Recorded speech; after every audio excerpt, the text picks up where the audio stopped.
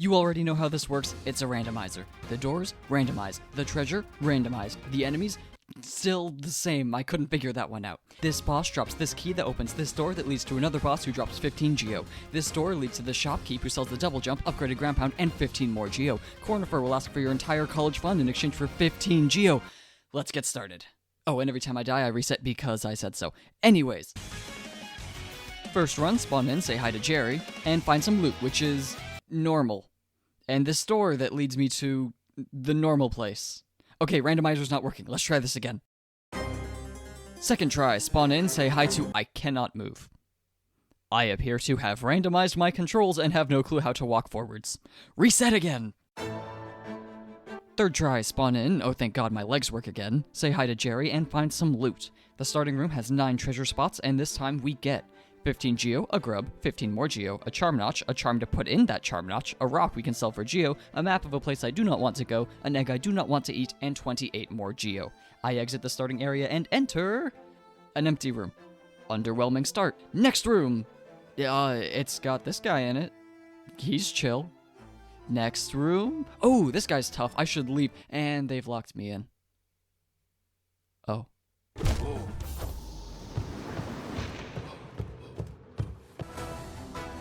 Run 4! Nothing important in the starting area except for Jerry, but a few rooms in we find the Grey Mourner. This character normally gives you an item that breaks if you get hit, expecting you to carry it all the way across the map to a place at his lover's grave. But this is a randomizer, so he gives us the heavy blow charm instead, which is good, as I have absolutely no idea where the grave is right now.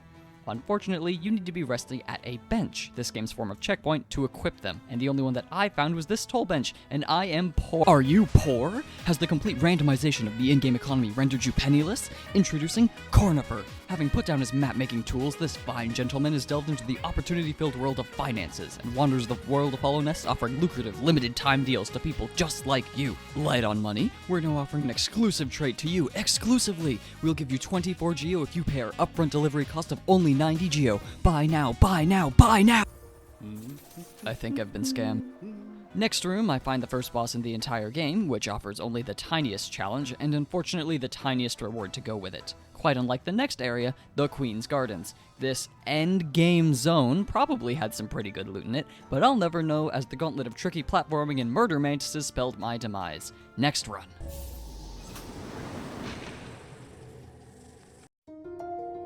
Okay, time to get the real run started. Off the bat, I receive Howling Wraiths, finally increasing my offensive capabilities beyond a nail swing that hits like a wet noodle. And good thing I got it too, as my boy Cloth shows up and warns us of something dangerous ahead. Even with my new spell, there are plenty of combat challenges that could end this promising run prematurely. But there's no way forwards without that door, so I gathered my courage and... Are you already on your 5th run without any sign of success? Do you feel you could do better if only you weren't constantly worrying about making rent? Reintroducing Cornifer with another limited time deal. This time we're offering immense financial help for a mere 30 geo. That's right, 1/3 of our previous costs. Act within the next 10 minutes and we'll throw in an extra 10 geo for free. Just hit the accept button and... I should have listened to Cloth.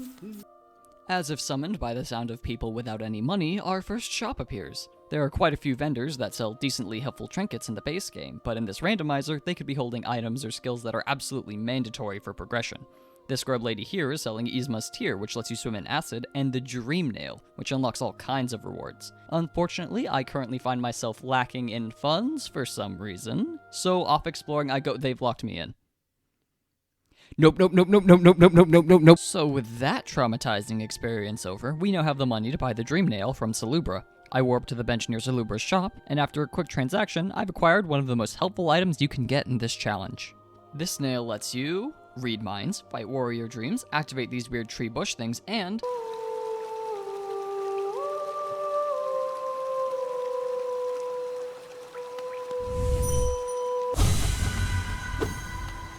gather dream essence. Hey, don't judge me too harshly. I need every last advantage I can get here, and that dream essence I just got unlocks helpful items at a different shop if I can get enough of it, so even one of them is super valuable. Moving on. Hey, it's Hornet. How are you doing? What? Seek the grave of ash in the market will grant... No, I don't care about that. When's Silk Song coming out? They said it'd be here in the first half of the year. Hey, get back here! By following Hornet, I found...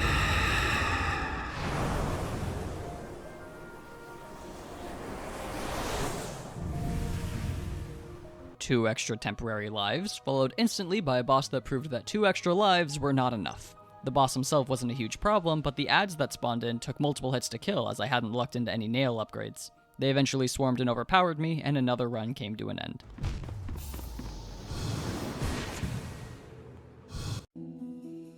Spawn in, say hi to Jerry, and wow, okay, hello again? Can I pass this time, please? No?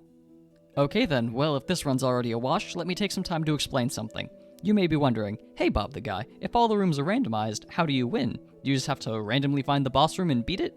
The answer, unfortunately, is no, because that would be stupid and easy. What I have to do is find the 3 Dreamer masks that can be found in 3 completely random locations somewhere within the world. If I can find all 3 of these masks and bring them to the Black Egg Temple, the path to the final boss will open. This is a bit tricky as I am multiple hours into this challenge and I found a grand total of absolutely none of them. And this run is no different. On to the next one.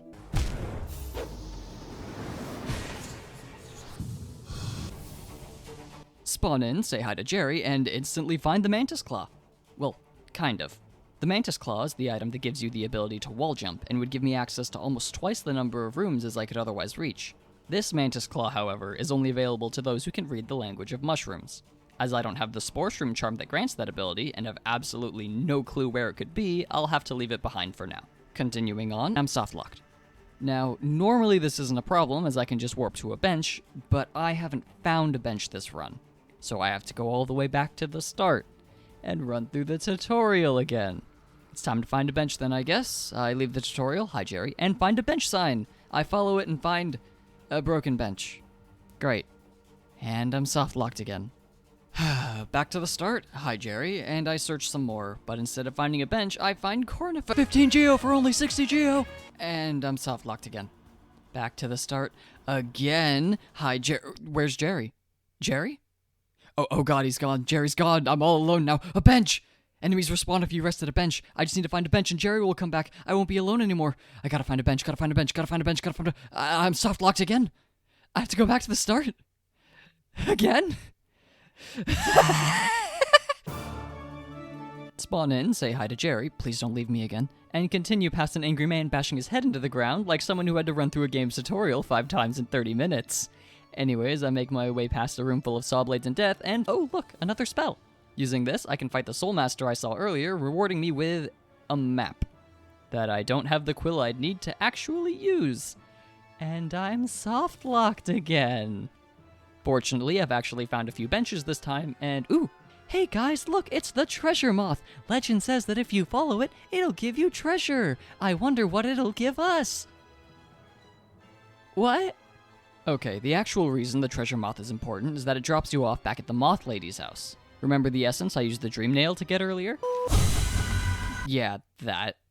So the more essence you have, the more things this chest will contain, and it says here that 2 out of the 3 Dreamer masks I need to win are locked in this chest. This puts the run instantly way above all 7 previous ones, as we have a goal now. Gather the 675 essence needed to get both the Dreamer masks. Now where to find it? Are you looking for rare items? Okay, buzz off, Cornifer, I'm not interested in your... Well, for a simple one-time payment of 112 geo, you can receive a single mask shard to... I said I'm not interested. Did you say mask shard? That's actually helpful. That could give me extra health. So? Yeah, deal, I guess. Brilliant purchase, loyal customer. Would you like to buy a complimentary soul refill to go with your mask shard? Again, only for 112 geo. Okay, and we're back to trying to steal my money. Goodbye, Cornifer. Okay, rapid fire through the next hour of exploring.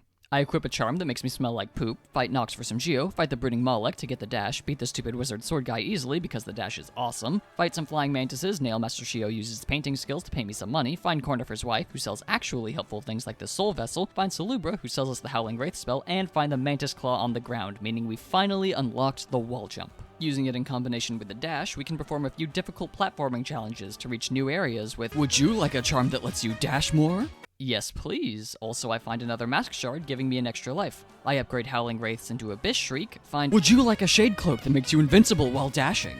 Yes, please. Fight the wizard with a sword again, find a new way to slash things, beat up Watcher Knights because I'm way too strong now, and finally, find a charm that lets me shoot sword lasers. But despite all this, I hadn't found any of that dream essence I needed for the Dreamer masks. Without that, all these accomplishments were useless. Would you like 20 Dream Essence for only 60 Geo? Wow. Yeah.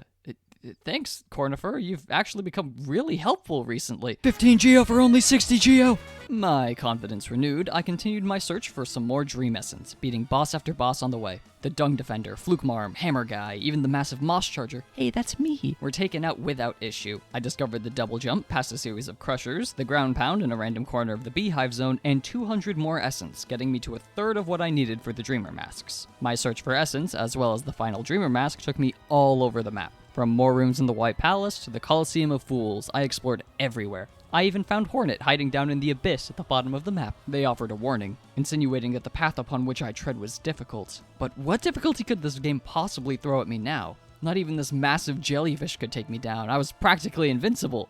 Okay, platforming's still hard. I just need to... And I'm somehow down to 1 life. I can't mess this up. I can't lose this run. I just need to make this jump and... Oh well. You know what that means.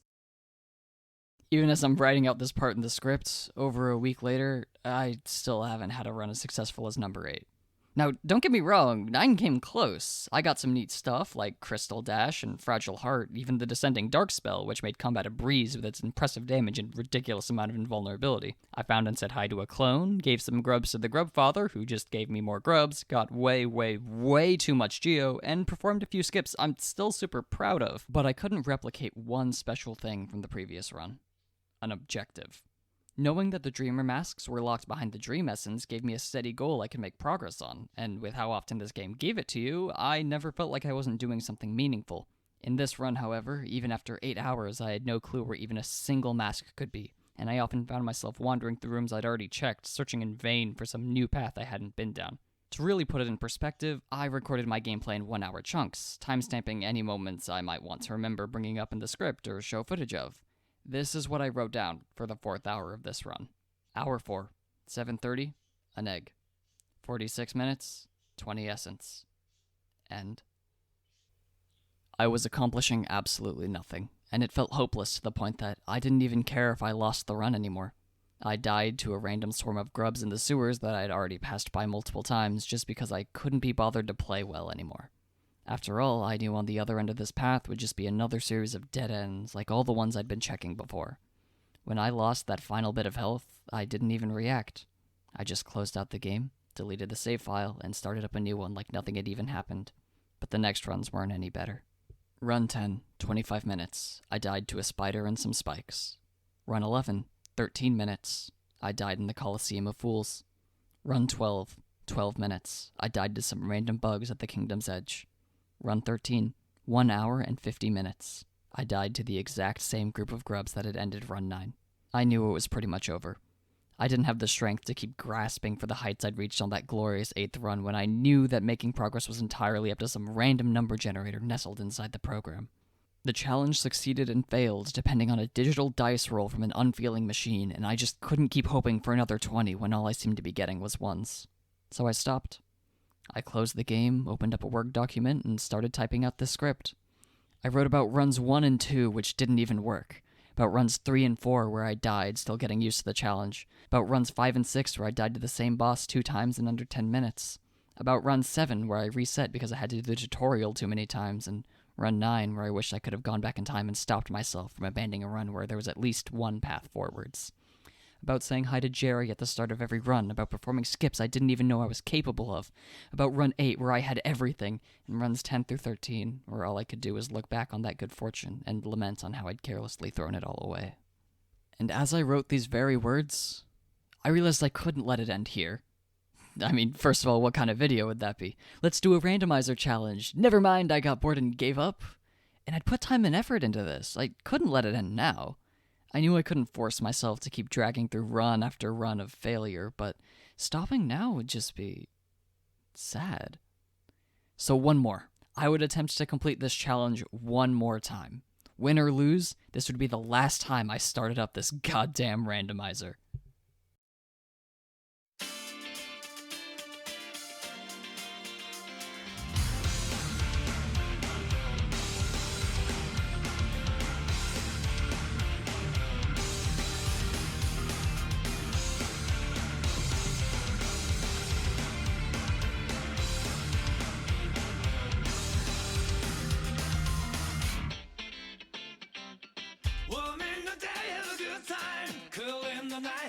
first time. That's what I keep on saying till I lose my mind. Feel like a bird in a sea breeze, shine like a moon in the last sky. Can you believe it till the end of your life? Go with some ducks into a room. That's enough for satisfaction. Ready, know how to have fun. No need of explanation. What's it worth of nothing? What's it worth of nothing? Sure, that doesn't matter. Storyteller. What's it worth of nothing? What's it worth of nothing? Oh no, it doesn't matter. So we will never lose.